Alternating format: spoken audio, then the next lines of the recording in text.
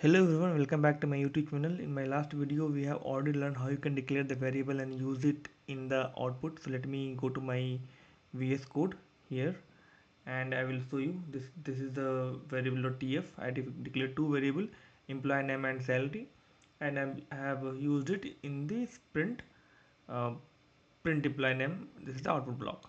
So let me just run it. Let me just run it and show you what is the problem here. And if I run Terraform plan, it is asking me, it is giving the prompt to enter the employee name. So I will enter the employee name Sumit, and enter the employee salary is 30,000. So it will print. But in real time project, we are not supposed to enter any uh, value variable value from the command line. So to remove this thing, so we have to either give the default value here. If I'll give the default value as Amit, okay, as Amit, let's see what will happen. So it will not ask me, it will not prompt me and ask the employee name, because I've already given the default name here. So let me just ask Terraform. So it is asking employee salary, so I will give employee salary 40,000.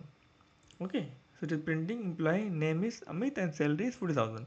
There is another way, that is using command line, that you can avoid manually entering your variable in the command line. So there is thing like you can pass here where, and where, what is the variable? Employee salary, right? So I can write imp salary, and how much? 10,000 this time. So it will not ask me anything, it will print. Why? Because the default value of employee name is Amit, and salary I have given using the variable var here. Okay, and now what if I want to override this value? How we can override? You can pass the variable here again. You can pass here var, and what is that? Employee imp name, right? Var and imp name equal to, now I will give Sumit. Okay, so it won't ask me anything, it will give me output as, so employee name is Sumit and salary is 10,000. Okay, this is the one way you can avoid manually entering the variable, and it will help you to automate the things. But there is one catch here. What if I will put salary is ADD something, that is a string? See, it is taking this also. So this is not good, right? This is not correct actually. Salary cannot be any string, it could be only number. So in that case, you can write, you can come here and write salary. You can define the type here. Type, you can see boolean, list, map, number, many things there. So I'll define a number here. Okay, so now if you run this one, it will give you error saying that employee salary is required number. Now if you give number here, then it will work fine.